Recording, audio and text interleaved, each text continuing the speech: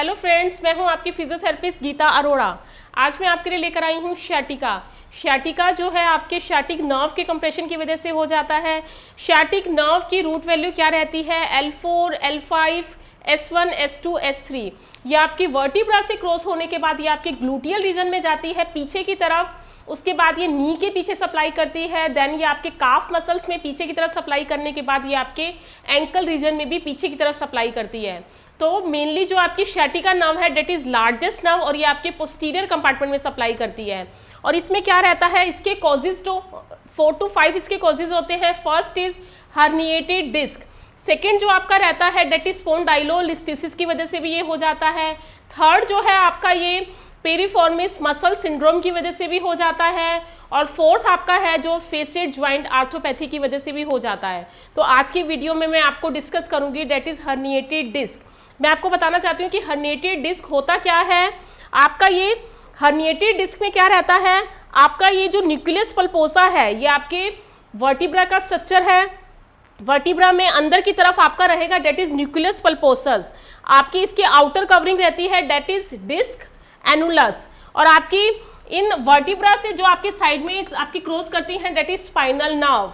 जब भी आपका जो ये न्यूक्लियस पल्पोसा है इसके अंदर का मटेरियल मतलब ग्लाइकोलिपिड्स और जो प्रोटीन फिलामेंट्स रहते हैं, अगर ये लीक आउट कर गए हैं अपने स्पेस से, अगर ये बाहर की तरफ आ गए हैं, बाहर की तरफ आने के बाद क्या रहता है, आपका जो डिस्क एनुलस है ये आपका इधर से इसका जो डायमीटर है बढ़ जाएगा और ये हर्निएट कर जाएगा, बाहर की तरफ आ जाएगा, जिसकी वजह से क्या रहता है, आपका जो ये स्पाइनल नर्व है ये कंप्रेशन करेगा। तो इसमें क्या है, आपका हर्निएटेड डिस्क में न्यूक्लियस पल्पोसस जो है आपका, उसका जो ग्लाइकोलिपिड और प्रोटीन फिलामेंट है वो अपने एरिया से बाहर की तरफ आ रहे हैं। मतलब हमें ऐसी एक्सरसाइजेस पे ज़्यादा स्ट्रेन देना है जो इन मटेरियल्स को, ग्लाइकोलिपिड्स और प्रोटीन फिलामेंट को अंदर की तरफ लेकर आए। तो इसमें क्या है, हम मेनली जो है डिस्क हर्निएशन को ठीक करने के लिए हमें मेनली एक्सटेंशन एक्सरसाइजेस पे ज़्यादा स्ट्रेन देने की जरूरत होती है। इसमें हमें फ्लेक्शन एक्सरसाइजेस बिल्कुल नहीं करनी, हमें इसमें एक्सटेंशन एक्सरसाइजेस करनी है, वो मैं आपको अभी वीडियो में बताऊंगी। अगर आपके एमआरआई में हर्निएटेड डिस्क आया है तो आपको इसमें एक्सटेंशन एक्सरसाइजेस पे ज़्यादा स्ट्रेन देने की ज़रूरत है।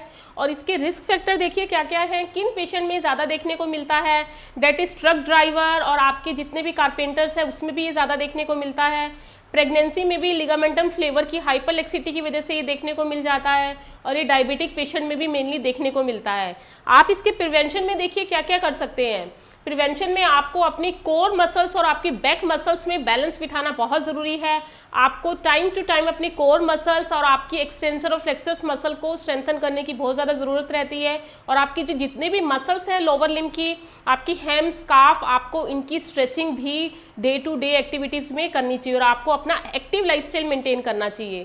थर्डली जो मेनली सब इसमें रहता है, जब भी आप बेंड कर रहे हैं, बेंड करते हुए आपको बिल्कुल स्ट्रेट बेंड नहीं करना, आपको अपना पहले नीज को बेंड करके फिर आपको कुछ भी नीचे से चीज़ उठानी है। और आप लास्ट इसमें प्रिवेंशन कर सकते हैं, आपको बेंडिंग के साथ अपनी बैक को ट्विस्टिंग नहीं करना। बेंडिंग विद ट्विस्टिंग आपकी बैक मसल्स को काफ़ी ज़्यादा हार्म करती है, इसीलिए आपको बेंडिंग के साथ ट्विस्टिंग को काफ़ी ज़्यादा अवॉइड करना चाहिए।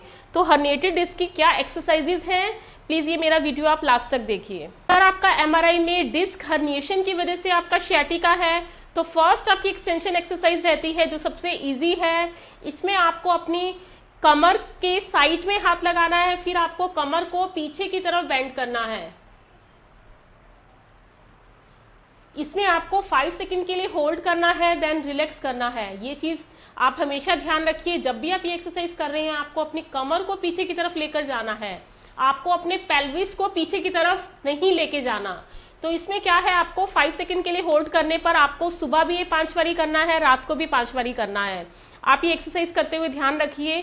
अगर आपका पेन इसमें पैर से ऊपर की तरफ आ रहा है, मतलब पैर से आपके काफ, फिर आपके थाई मसल, फिर आपके कमर की तरफ आ रहा है, इट मीन्स ये आपकी एक्सरसाइज आपको बहुत ज़्यादा सूट कर रही है, ये आपको पेन रिलीफ करने में काफ़ी हेल्प करेगी।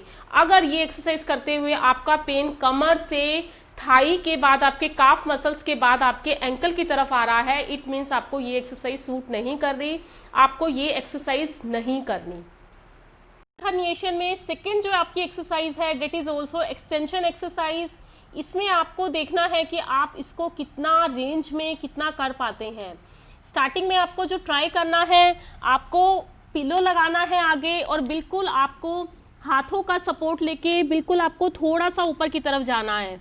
अगर आप इस पोजीशन को मेंटेन कर पाते हैं तो आपको 5 सेकंड के लिए होल्ड करने के बाद 1 2 3 4 5 रिलैक्स। जब आप इस एक्सरसाइज की स्टार्टिंग कर रहे हैं तो इसमें भी आपको एक चीज़ ध्यान देने की ज़रूरत है। जब आप ये एक्सरसाइज स्टार्ट कर रहे हैं तो आपका जो पेन है एंकल से काफ में आने के बाद, आपका थाई मसल्स में आने के बाद आपका कमर तक रुक जाना चाहिए पेन। अगर ये एक्सरसाइज स्टार्ट करने के बाद आपका पेन कमर से नीचे की तरफ जा रहा है, मतलब आपका पेरिफेरलाइजेशन हो रहा है, उसके बाद आपका काफ में जा रहा है, फिर एंकल में जा रहा है, तो आपको ये एक्सरसाइज वहीं पे रोक देनी है। मतलब आपको इस ट्रीटमेंट प्रोटोकॉल में आपको सेंट्रलाइजेशन की ज़रूरत है। आपका जो पेन है नीचे से ऊपर की तरफ आना चाहिए, कमर तक आना चाहिए, ना कि आपका कमर से एंकल की तरफ जाना चाहिए। तो आपको ये चीज़ ज़रूर आपको देखना है कि आपको जो पेन है आपका नीचे से ऊपर की तरफ आना चाहिए, तब आपको ये एक्सरसाइज आगे की तरफ प्रोग्रेस करनी है। ये करने के बाद अगर आप इसको कंफर्टेबली कर पाते हैं, उसके बाद आपको अपने एल्बो के सपोर्ट से थोड़ा सा ऊपर की तरफ जाना है। इसमें भी आपको 5 सेकंड के लिए होल्ड करना है, देन रिलैक्स करना है। अगर ये आप एक्सरसाइज नहीं कर पा रहे, इसमें आपको करने में बहुत ज़्यादा प्रॉब्लम आ रही है, तो आप इसमें 2 पिलो भी ले सकते हैं। इसमें आपको एक्सटेंशन करना बहुत ज़्यादा ज़रूरी है, क्योंकि डिस्क हर्निएशन के केस में क्या है, न्यूक्लियस पल्पोसा का जितना मटेरियल है वो बाहर की तरफ आ रहा है, आपको उसको अंदर की तरफ लाना है।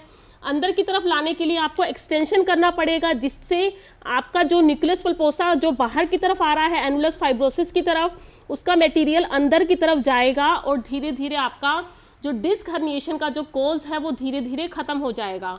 तो आपको एक्सटेंशन ज़रूर करनी है, लेकिन आपको ये चीज़ देखनी है कि आप एक्सटेंशन कितना कर पाते हैं।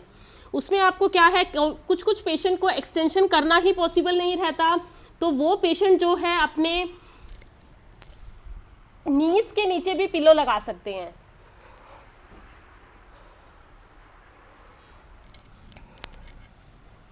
मतलब ऐसे। और शैटिक नर्व के जो पेशेंट है डिस्क हर्निएशन के, वो मोस्टली ट्राई करें जब भी वो रात को सोते हैं तो प्रोन पोजीशन में सोइए, एक्सटेंशन पोजीशन में सोइए। इससे क्या है, आपके डिस्क हर्निएशन जो होने का चांस है वो धीरे धीरे कम हो जाएगा और आपकी डिजीज़ का जो प्रोग्रेशन है वो आपका रुक जाएगा। थर्ड जो आपकी पोजीशन है, आपको सीधे लेटकर करना है। आपको इसमें नीज के नीचे पिलो लगाना है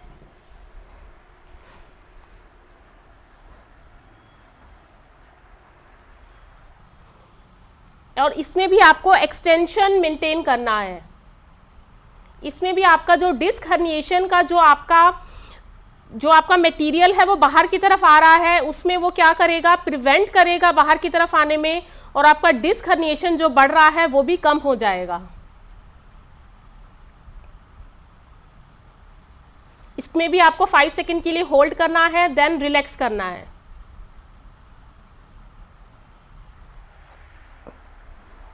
आप इन एक्सरसाइजेस को कीजिए और मुझे बताइए कि आपको इसके क्या रिजल्ट मिलते हैं। जो इसके और कॉजेज हैं, आपका स्पॉन्डाइलोलिसिस है, फेसिड ज्वाइंट आर्थोपैथी है और आपका पेरिफॉर्मी मसल सिंड्रोम की वजह से हो रहा है, तो इसका क्या प्रिवेंशन है, इसका क्या ट्रीटमेंट है, क्या इसके स्ट्रेचेज हैं, तो आपको मैं नेक्स्ट वीडियो में बताऊंगी। Okay bye, take care.